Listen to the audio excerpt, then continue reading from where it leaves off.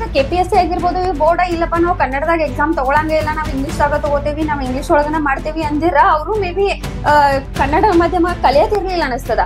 ಯಾವತ್ ನಾವ್ ಈ ಒಂದ್ ಕರ್ನಾಟಕದ ಒಂದ್ ಮಣ್ಣೊಳಗ್ ಯಾವತ್ ಹುಟ್ಟೇವಲ್ಲ ಅದ್ರದ್ ಯಾವತ್ ಫಸ್ಟ್ ಉಸಿರ್ ತಗೋತೇವಲ್ಲ ಆ ಉಸಿರ್ ಜೊತೆನ ಪ್ರತಿಯೊಬ್ಬರ ಮನಸ್ಸೊಳಗು ಪ್ರತಿಯೊಬ್ಬರ ರಕ್ತದೊಳಗು ಕನ್ನಡಿಗರ ರಕ್ತದೊಳಗು ಕನ್ನಡ ಹರಿತನ ಇರ್ತದ.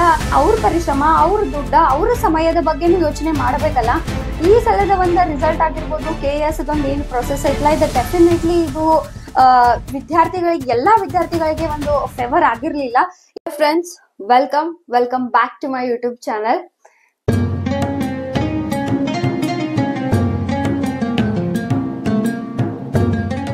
ಸೊ KS ಏನು ಮರು ಪರೀಕ್ಷೆ ಆಗಿತ್ಲಾ ಅದ್ರದ್ದು ಒಂದು 1:15 ರೇಷಿಯೋ ಒಳಗ ಫಲಿತಾಂಶ ಪ್ರಕಟಣೆ ಆಗೇತಿ. ಫಸ್ಟ್ ಆಫ್ ಆಲ್ ಯಾರೆಲ್ಲ ಕ್ಲಿಯರ್ ಮಾಡಿರಿ, ಯಾರೆಲ್ಲ ಮೇನ್ಸ್ ಗೆ ಸೆಲೆಕ್ಟ್ ಆಗಿರಿ ಎಲ್ಲರಿಗೂ congratulations and all the very best for mains.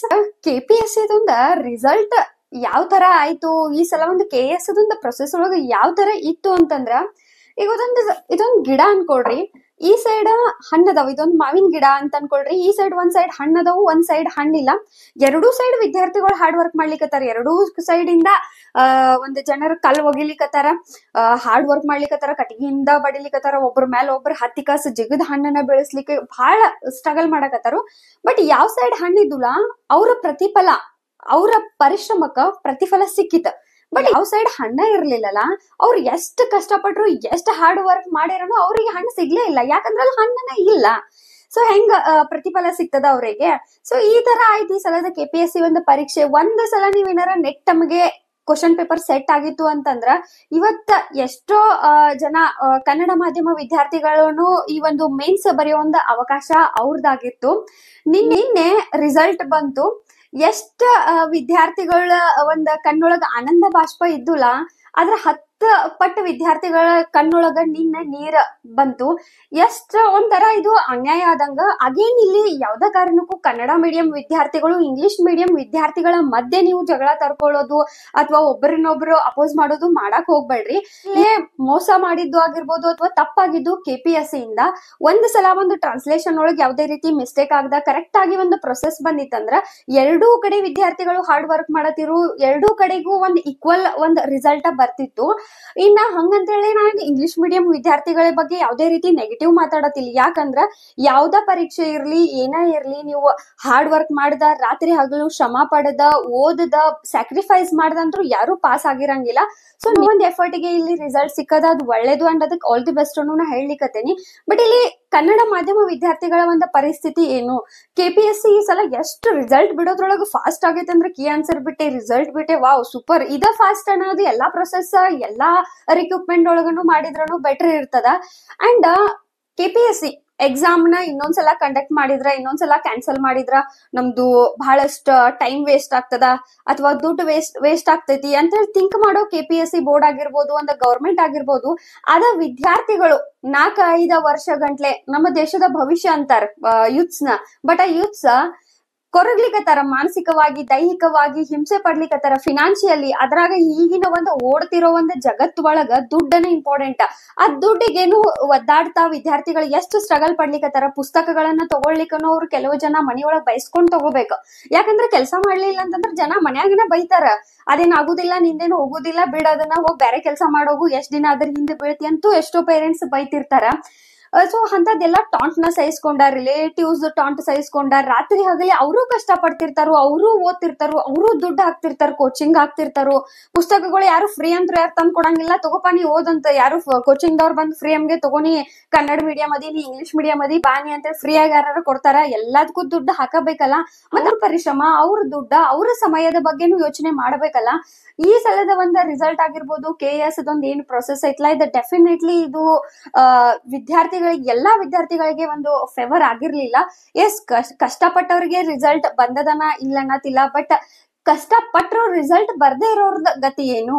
ಇನ್ನ ರಿಸಲ್ಟ್ ಬಂದೈತಿ, ಅದ್ರ ಬಗ್ಗೆ ಬಹಳ ವಿದ್ಯಾರ್ಥಿಗಳಿಗೆ ಒಂದು ಸಂತೃಪ್ತಿ ಅನ್ನೋದನ್ನ ಇಲ್ಲ. ಇವನ್ ನಾಳೆ ಕೂಡ ಧಾರವಾಡ ಒಳಗ ಒಂದು ಪ್ರೊಟೆಸ್ಟ್ ನಡೆಯೋದದ. ಅಂಡ್ ಲಾಸ್ಟ್ ಮಂತ್ ಅನ್ನ ನಡೆಯೋದ್ ಇತ್ತು, ಈಗ ಒಂದ್ 15 days ಬಿಫೋರ್. ಆದ್ರೆ ಹಿಂದಿನ ದಿನನ KPSC ಕೀ ಆನ್ಸರ್ ನ ರಿಲೀಸ್ ಮಾಡ್ತದೆ. ಇದೆಲ್ಲ ನೋಡ್ರ ಒಂಥರ ಗೇಮ್ ತರ ಅನಿಸ್ತದ.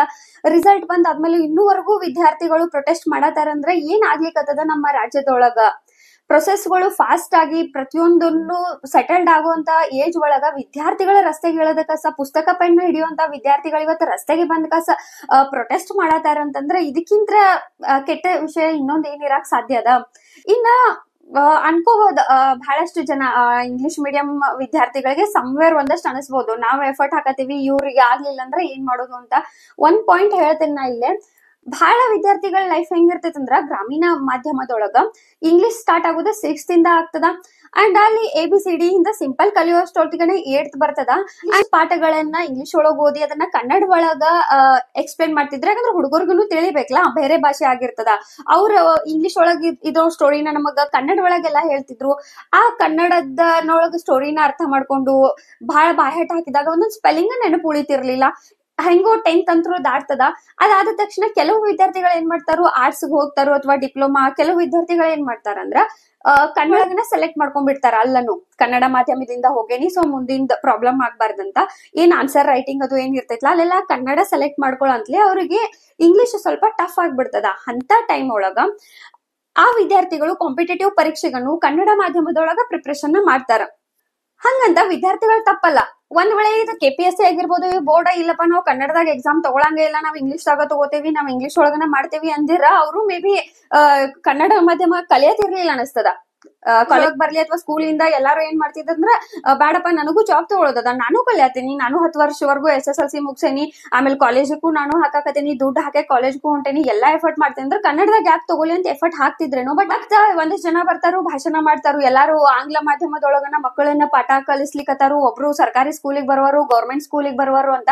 ಇವತ್ತು ಗೌರ್ಮೆಂಟ್ ಸ್ಕೂಲಿ ಒಳಗ್ ಓದಿದವ್ರ ಇವತ್ತು ಕನ್ನಡ ಮಾಧ್ಯಮ ವಿದ್ಯಾರ್ಥಿಗಳು ಯಾರ್ಯಾರು ರಾತ್ರಿ ಹಗಲಿ ಓದಾರಲ್ಲ ಅವ್ರೆಲ್ಲ ಈಗ ರಸ್ತೆದಾಗ ಅದಾರ, ಪ್ರೊಟೆಸ್ಟ್ ಮಾಡಕ್ ನಿಂತಾರ. ಅದ್ರ ಸಲುವಾಗಿ ಇವಾಗ ವಿದ್ಯಾರ್ಥಿಗಳು ತಮ್ಮ ಒಂದ್ ಮಕ್ಕಳಿಗೆ ಅಟ್ಲೀಸ್ಟ್ ತಮ್ಮ ಮಕ್ಕಳ ಜೊತೆ ಆಗ್ಬಾರ್ದು ಅನ್ನೋ ಕಾರಣಕ್ಕಾಗಿ ಅವ್ರನ್ನ ಆಂಗ್ಲ ಮಾಧ್ಯಮದೊಳಗ್ ಓದ್ಸತಾರ ಹೊರತು ಬೇರೆ ಯಾವ್ದೇ ರೀತಿ ಭಾಷೆ ಮೇಲೆ ಅಭಿಮಾನ ಇಲ್ಲ ಅಂತನೋ ಅಥವಾ ಸರ್ಕಾರದ ಮೇಲೆ ಗೌರವ ಇಲ್ಲ ಅಂತನೋ ಅಂತ ಅಲ್ಲ.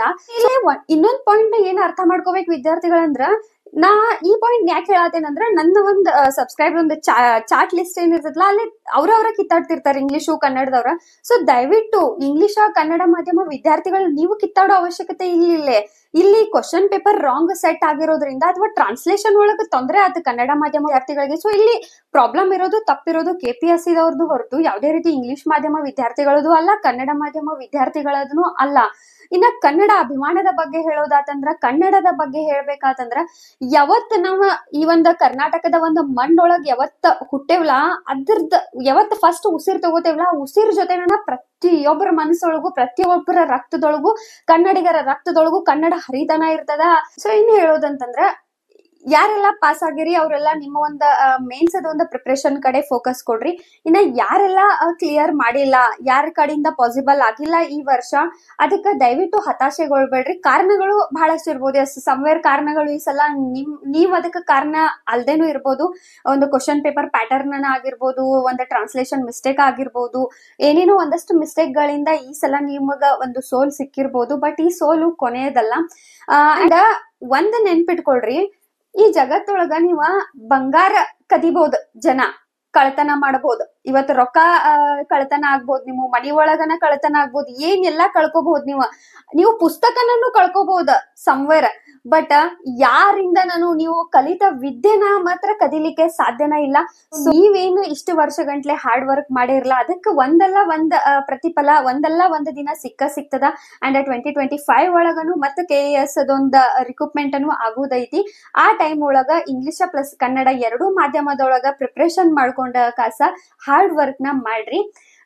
ಈ ಒಂದು ವಿಡಿಯೋನ ನಾವು ಒಂದು ಅದ್ಭುತವಾದಂತ ಪಂಕ್ತಿಗಳ ಜೊತೆ ಮುಗಿಸೋಣ. ಏನಪ್ಪಾ ಅಂತಂದ್ರ, 108 ಆಪಾದನೆಗೆ ಒಂದೇ ಉತ್ತರ, 108 ಆಪಾದನೆಗಳಿಗೆ ಒಂದೇ ಉತ್ತರ, ಅದೇ ನಿಮ್ಮ ಯಶಸ್ಸು, ಅದೇ ನಿಮ್ಮ ಯಶಸ್ಸು. ನೆಕ್ಸ್ಟ್ ವಿಡಿಯೋ ಒಳಗೆ ಸಿಗೋಣ. Thank you.